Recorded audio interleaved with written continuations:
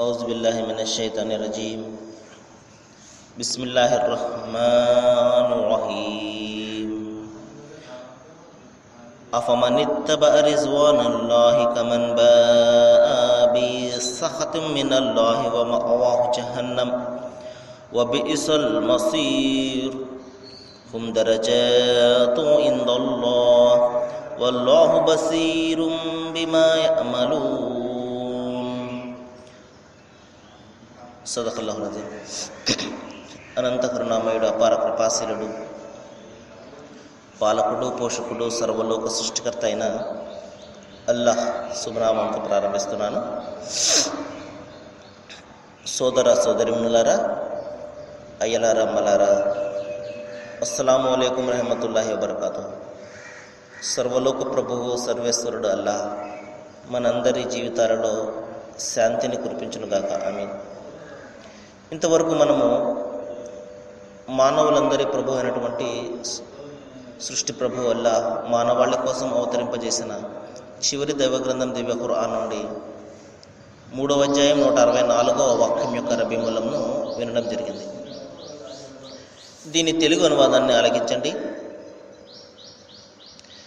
ఎల్లప్పుడూ ఆ దైవం అభీష్టం ప్రకారం నడిచే వ్యక్తి, మరి ఎవరైతే దేవుని యొక్క ఆగ్రహానికి గురై నరకానికి పోయే వ్యక్తి, ఇద్దరు ఒకే విధంగా ఏ విధంగా అవుతారు?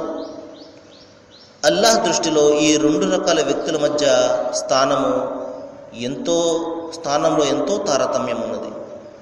ఎందుకంటే ఆయన అందరి పనులను పరీక్షిస్తున్నాడు.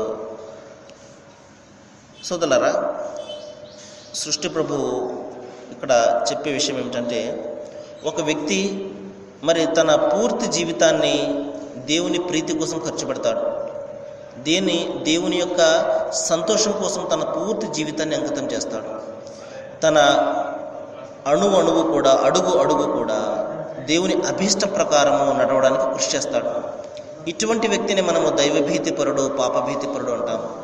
స్వర్గము మరి మరణాంతర జీవితంలో సాఫల్యము ఇటువంటి వ్యక్తుల కోసమే. సోదరులారా, ఎవరైతే తన పూర్తి జీవితాన్ని ఆ దేవుని ఆజ్ఞ మేర జీవితం గడుపుతాడో, అతను పలికే మాట దగ్గర నుండి, చేసే పని దగ్గర నుండి, అతను చేసే ఆలోచన దగ్గర నుండి అన్నీ కూడా మరి ఇది దేవునికి ఇష్టమా కాదా, దీనికి అల్లాహ్ మరి అంగీకరిస్తాడా కాదా, ఇటువంటి ఆలోచన అతనిలో ఉంటుంది తప్పించి మరి ప్రపంచం కోసమో లేకపోతే ప్రజల కోసమో అతని జీవితం ఎంత మాత్రం కూడా ఉండదు. సోదరులారా, కాబట్టి అతని జీవితంలో ప్రతి విషయంలో కూడా దేవుని వైపునకు అతను మరలుతూ ఉంటాడు. దేవుని ఆజ్ఞ మీద తన జీవితం గడపడానికి ప్రయత్నం చేస్తూ ఉంటాడు. తన పూర్తి జీవితాన్ని మరి ఆ సృష్టి ప్రభువు సంతోషం కోసం అంకితం చేస్తాడు. ఒక సందర్భంలో అంతిమ దైవగ్రంథం ఖురాన్లో ఈ విధంగా తెలియజేస్తున్నాడు, వమన్ అహసన్ ఖౌలం మిమ్మన్ దఆ ఇలల్లాహ్ వ అమిల సాలిహన్ వ ఖాల ఇన్నని మినల్ ముస్లిమీన్. దీని అర్థం ఏమిటంటే, మరి ఆ వ్యక్తి మాట కంటే గొప్ప మాట ఎవరిది కాగలదు? ఎవరైతే దేవుని వైపునకు పిలిచి, ప్రజలను దేవుని వైపునకు పిలిచి, అంటే బాబు తప్పులు చేయకండి, అన్యాయాలు అక్రమాలు చేయకండి, దైవం మిమ్మల్ని చూస్తున్నాడు, ఆయన మిమ్మల్ని మరి ప్రశ్నిస్తాడు, మరణానంతరము మీరు జవాబు చెప్పుకోవాలి, మీరు దైవ వైపునకు మరలండి, మారు మనసు పొందండి, పశ్చాత్తాపంతో దేవుని వైపునకు తిరగండి, ఆయన ఆజ్ఞ మేర జీవితం గడపండి, ఆయన సృష్టి ప్రభువు కేవలం ఒక్కడే, మరి ఆయన మాత్రమే ఆరాధించండి. ఈ విధంగా ప్రజలను దైవం వైపునకు మరి పిలవడం. ఈ విధంగా ఎవరైతే పిలుస్తారో, మరి మంచి పనులు ఎవరైతే చేస్తారో, అంతేకాదు నేను విశ్వాసిని అని ఎవరైతే ప్రకటిస్తారో, అంటే అతని మాటల ద్వారా కానివ్వండి, అతని చేతల ద్వారా కానివ్వండి, మరి అతని యొక్క ఆచరణ ద్వారా కానివ్వండి, క్యారెక్టర్ ద్వారా కానివ్వండి, మరి ఎవరైనా అతన్ని చూసి అరే ఇతను దైవభీతిపరుడు, ఇతనితో తప్పులు జరగవు, ఇతను అబద్ధమాడడు, ఇతను అన్యాయం చేయుడు అని ప్రజలందరూ కూడా అతన్ని చూసి అతన్ని చూడవెంటనే దైవం జ్ఞాపకం రావాలి. ఈ విధంగా అతని జీవితం ఉంటుందో దైవం చెప్తున్నాడు, అటువంటి వ్యక్తి కంటే గొప్ప మాట ఎవరిది అవుతుంది అని స్వయంగా సృష్టి ప్రభువు మరి అతన్ని పొగుడుతున్నాడు. అంటే ఎంత గొప్ప అదృష్టవంతుడో చూడండి. ఈ అదృష్టం రావాలంటే ఏం చేయాలి? ప్రజలను దైవం వైపునకు పిలవాలి. ఇంకా మంచి పనులు చేయాలి. మూడోది ఏమిటంటే అతని మాటలు, అతని చేతలు, అతని ఆలోచనలు అన్నీ కూడా మరి దైవాన్ని జ్ఞాపకం తెస్తూ ఉండాలి.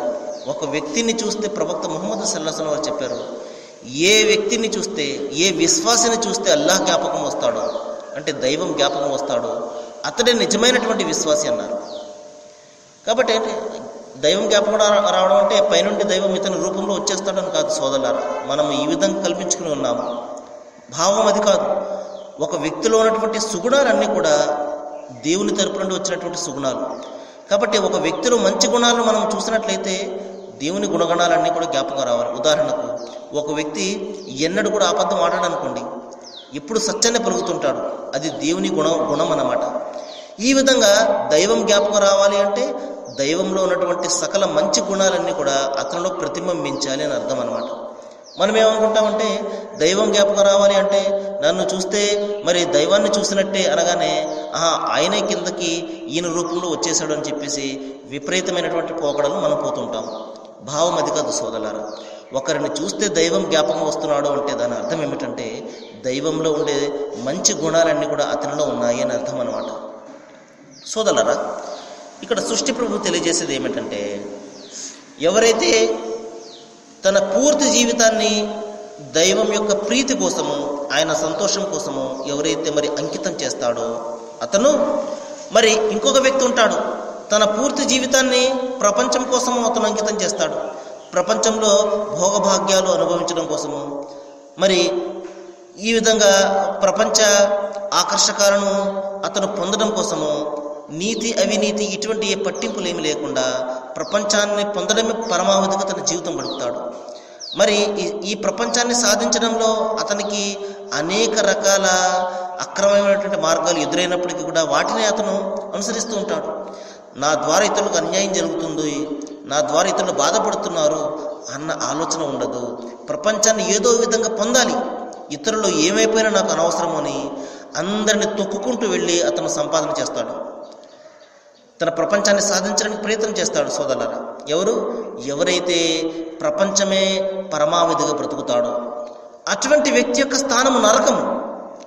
మరి ఇక్కడ సృష్టి ప్రభువు తెలియజేస్తున్నాడు, ఒక వ్యక్తి తన పూర్తి జీవితాన్ని దైవం కోసం అంకితం చేసినవాడు, మరొక వ్యక్తి దైవము, దైవభీతి, పాపభీతి, మరణానంతర జీవితం ఏమీ కూడా ఉండదు, ప్రపంచమే పరమావధిగా జీవితం గడుపుతాడు.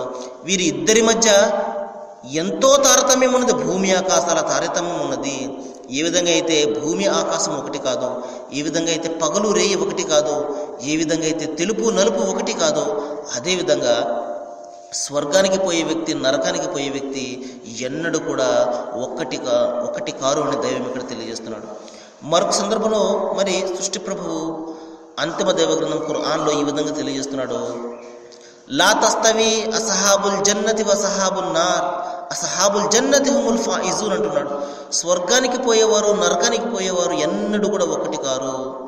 ఒకే ప్రపంచంలో జీవితం గడపవచ్చు, ఒకే ఇంటిలో వారు ఉండవచ్చు, ఒకే పనులు చేస్తూ ఉండవచ్చు, ఒకే తిండి వాళ్ళు తింటూ ఉండవచ్చు, కానీ ఇద్దరి స్థానాలు భూమి ఆకాశాల ఎంత తారతమ్యం ఉన్నది. ఇద్దరి స్థానాలలో ఒకరు స్వర్గానికి పోతాడు, ఒకడు నరకానికి పోతాడు. స్వర్గానికి పోయేవాడు తన పూర్తి జీవితాన్ని దైవం కోసం అంకితం చేస్తాడు, ఆయన ఆజ్ఞమైన జీవితం గడుపుతాడు, ఆయన ఒక్కనినే ఆరాధన చేస్తాడు, ఆయన ఒక్కనికే. ఈ విధంగా మరి మరొక వ్యక్తి తన పూర్తి జీవితాన్ని ప్రపంచం కోసం ఖర్చు పెడతాడు, ప్రపంచాన్ని పొందడమే అతను తన జీవిత లక్ష్యంగా చేసుకుని గడుపుతాడు. మరి వీరి ఇద్దరి మధ్య తారతమ్యము, భూమి ఆకాశాల తారతమ్యం ఉన్నది. సోదరులారా, మా ప్రవక్త ముహమ్మద్ సల్లల్లాహు అలైహి వసల్లం వారు ఒక సందర్భంలో తెలియజేశారు, మరి స్వర్గము ఆపదలతోటి, కష్టాలతోటి దానికి కంచె వేయబడింది అన్నారు. నరకానికి మరి ఎటువంటి కంచె లేదు, అంతా కూడా సుఖంగా ఉంటుంది. దాని దారి అంతా కూడా మరి పూలపాన్పు మాదిరిగా అత్యంత తేలికగా ఉంటుంది. కానీ స్వర్గానికి పోయే దారి మాత్రము మరి ముళ్ళతోటి, కడగండ్లతోటి, కష్టాలతోటి నిండి ఉంటుంది అన్నారు. రుచికరమైనటువంటి మనోకాంక్షలతోటి ఈ నరకం అనేది దానికి కంచె వేయబడింది అని చెప్పడం జరిగింది. కాబట్టి మనోకాంక్షలన్నీ ఆకర్షిస్తూ ఉంటాయి. బాగుంది కదా అని మనం వెళ్ళినట్లయితే శాశ్వతమైనటువంటి నరకంలోకి వెళ్ళిపోతాం. కాబట్టి కష్టాలు కడగంలో ఉన్నప్పటికీ మనము ఈ స్వర్గం యొక్క బాటలో మనం వెళ్ళినట్లయితే తాత్కాలికంగా కష్టాలు రావచ్చు, కానీ మరి మరణానంతరం శాశ్వతమైనటువంటి మరి ఆ స్వర్గంలోకి ప్రవేశిస్తాం.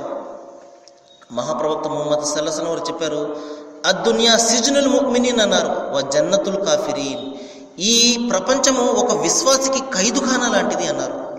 ఏ విధంగా అయితే ఖైదుఖానా అంటే జైలులో ఆ ఖైదీలకు ఏ విధంగా అయితే స్వతంత్రం ఉండదు, ఏదైతే వారు పెడతారో అదే వారు తినవలసి ఉంటుంది, ఏ పని అయితే చెప్తారో అదే వారు చేయవలసి ఉంటుంది.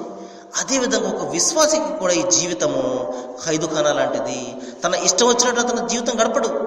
దైవం ఏదైతే చెప్పాడో అది మాత్రమే అతను చేయవలసి ఉంటుంది. దేనినైతే నిషేధించాడో దాని నుండి అతను దూరంగా పోవలసి ఉంటుంది. తన సొంతమైనటువంటి పనులు చేయడం కోసమో లేకపోతే తన సొంత జీవితం గడపడం కోసమో అతనికి ఎంత మాత్రం కూడా అనుమతి ఉండదు. సోదరులారా, మరి ఇదే విధంగా అవిశ్వాసులకు ఈ ప్రపంచం అనేది అందమైనటువంటి స్వర్గం లాంటిది. అతనికి హద్దు ఉండదు, అదుపు ఉండదు, మరి ఏ విధమైనటువంటి నిబంధన కూడా అతనికి ఉండదు. తన ఇష్టం వచ్చినట్లు అతను జీవితం గడుపుతాడు. అతన్ని అడిగేవారు ఎవరు కూడా ఉండరు. కాబట్టి సోదరులారా, మరి సృష్టి ప్రభు ఇక్కడ తెలియజేస్తున్నాడు, ఈ రెండు రకాల వ్యక్తుల మధ్య భేదము, తారతమ్యము చాలా ఎక్కువగా ఉంటుంది. ఏ విధంగా అయితే భూమి ఆకాశము ఒకటి కావో అదేవిధంగా స్వర్గానికి పోయేవారు నరకానికి పోయేవారు ఎన్నడూ కూడా ఒకటి కారు అని దైవం ఇక్కడ తెలియజేస్తున్నాడు. కాబట్టి సోదరులారా, మనము కృషి చేయవలసింది ఆ శాశ్వతమైనటువంటి స్వర్గాన్ని పొందడం కోసము. తాత్కాలికమైనటువంటి ఈ ప్రపంచం యొక్క తళుకు బెలుకులలో మనము పడిపోయినట్లయితే శాశ్వతమైనటువంటి పరలోకాన్ని మనము కోల్పోతాము. సరే సోదరులారా, మరికొన్ని విషయాలు మనము రేపు మాట్లాడుకోవడానికి ప్రయత్నం చేద్దాము. ఏ విషయాలైతే మనం ఇక్కడ వింటున్నామో వీటి పట్ల మనము ఆలోచన చేసి ఆచరణ చేసే విధంగా సృష్టి ప్రభు వల్ల అందరికీ కూడా మరి జ్ఞానాన్ని బోధించాలని, అల్లాహ్ అందరికీ మంచిని చేయాలని, అందరి జీవితాల్లో శాంతిని ప్రసాదించాలని నేను వేడుకుంటూ ముగిస్తున్నాను. వాఖరు దవానా అనిల్ హమ్దులిల్లాహి రబ్బిల్ ఆలమీన్. అస్సలాము అలైకుం. యావజీ గోలాయే ఇంద్ర మారే విశ్వరోగరే.